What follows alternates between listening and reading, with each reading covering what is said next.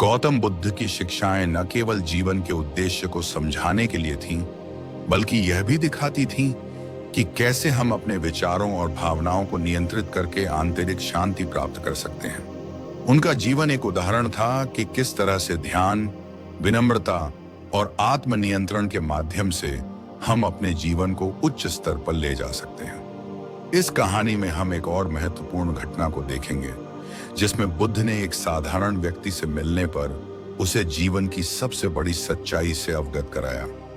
यह कहानी एक छोटे से गांव की है, जहां एक छोटा सा आश्रम था। इस आश्रम में एक युवा भिक्षु रहता था, जिसका नाम कपिल था। कपिल बहुत ही मेहनती और समर्पित था, लेकिन वह कुछ मामलों में घमंडी था। वह सोचता था कि उसके ज्ञान और साधना की कोई बराबरी नहीं कर सकता। कपिल ने सोचा था कि वह भगवान बुद्ध के सबसे अच्छे शिष्य हैं और अन्य सभी भिक्षुओं से वह कहीं अधिक योग्य है। एक दिन आश्रम में एक बहुत अनुभवी और वृद्ध भिक्षु आए। उनका नाम महेंद्र था। महेंद्र बहुत समय से साधना कर रहे थे और उनके पास अत्यधिक ज्ञान था। उन्होंने बुद्ध के टीचिंग्स को बहुत गहराई से समझा था। महेंद्र ने जैसे ही आश्रम में प्रवेश किया, कपिल ने उसे देखा और उसे छोटा समझा।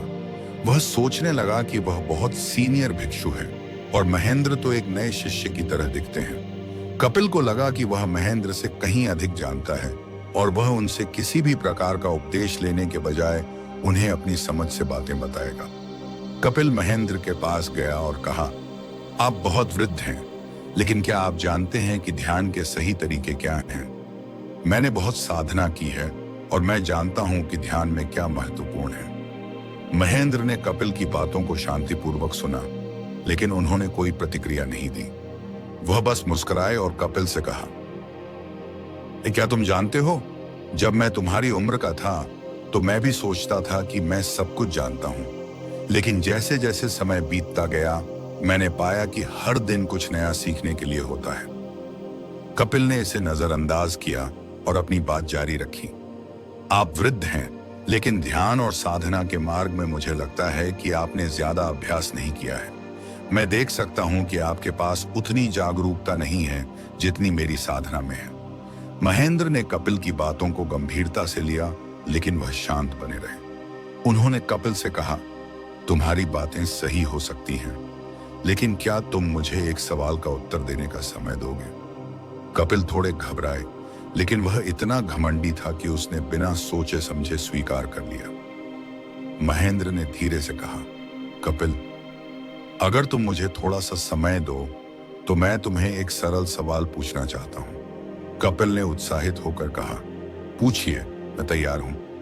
महेंद्र ने पूछा, कपिल, अगर तुम्हारे पास एक बहुत बड़ा बर्तन है और उसमें पानी भरने के लिए एक छोटा सा सुराख है, तो क्या तुम उस बर्तन को जल्दी भर सकोगे?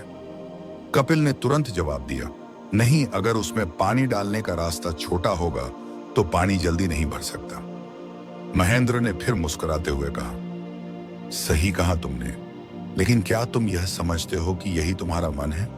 जब तुम अपने भीतर के अहंकार और घमंड को छोड़ नहीं पाओगे, तब तुम्हारा मन हमेशा छोटा रहेगा। तुम जितना चाहोगे, ज्ञान उतना नहीं आ पाएगा, क्योंकि तुमने अपना मन संकीर्ण कर लिया है। कपिल को यह समझ में आ गया कि महेंद्र ने जो कहा वह बिल्कुल सही था। वह घमंड और अहंकार में लिप्त था, जिसके कारण वह अपने भीतर के ज्ञान और शांति को नहीं समझ पा रहा था। उसने महेंद्र से कहा, मुझे महसूस हुआ कि मेरे मन में बहुत घमंड और अहंकार है। मैं हमेशा खुद को सर्वोत्तम मानता था, लेकिन अब मुझे समझ में आ गया कि यह घमंड मुझे सच्चे ज्ञान से दूर कर रहा था। महेंद्र ने कहा, तुमने अब जो समझा है वही सबसे महत्वपूर्ण है। ध्यान और साधना केवल तब प्रभावी हो सकती है जब हम अपने मन को विनम्र बनाते हैं। जब हम अपने भीतर के अहंकार को छोड़ते हैं, तभी हम सच्चे ज्ञान और आत्मज्ञान की ओर बढ़ सकते हैं। कपिल ने अपनी गलती को स्वीकार किया और महेंद्र के चरणों में बैठकर विनम्रता से कहा, कृपया मुझे इस यात्रा पर सही मार्ग दिखाइए। मुझे अपने अहंकार को छोड़ने और सच्चे ज्ञान की ओर बढ़ने की आवश्यकता है।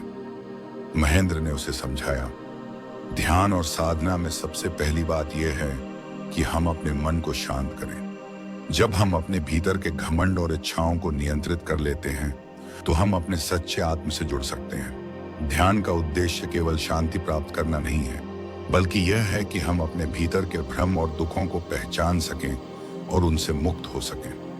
महेंद्र ने कपिल से कहा, तुमने जो रास्ता चुना है वह कठिन है, लेकिन तुम्हारे भीतर की विनम्रता और सच्ची इच्छा शक्ति ही तुम्हारे मार्ग को स्पष्ट करेंगी।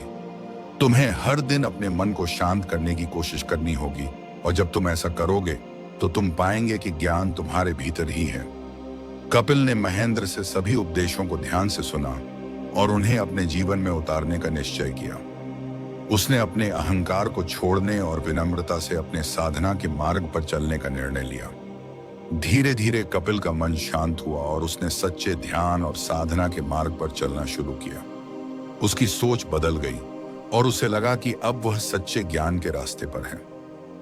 यदि हम किसी भी जीवन में आगे बढ़ना चाहते हैं तो हमें सबसे पहले अपने अहंकार और घमंड को छोड़ना होगा। जब हम विनम्र होते हैं तो हम ज्यादा सीख सकते हैं और सच्चे ज्ञान को समझ सकते हैं। गौतम बुद्ध की यह शिक्षा हमें यह याद दिलाती है कि आत्मज्ञान और शांति केवल तब प्राप्त हो सकते हैं जब हम अपने भीतर की सीमाओं को पहचान कर उन पर विजय प्राप्त करें।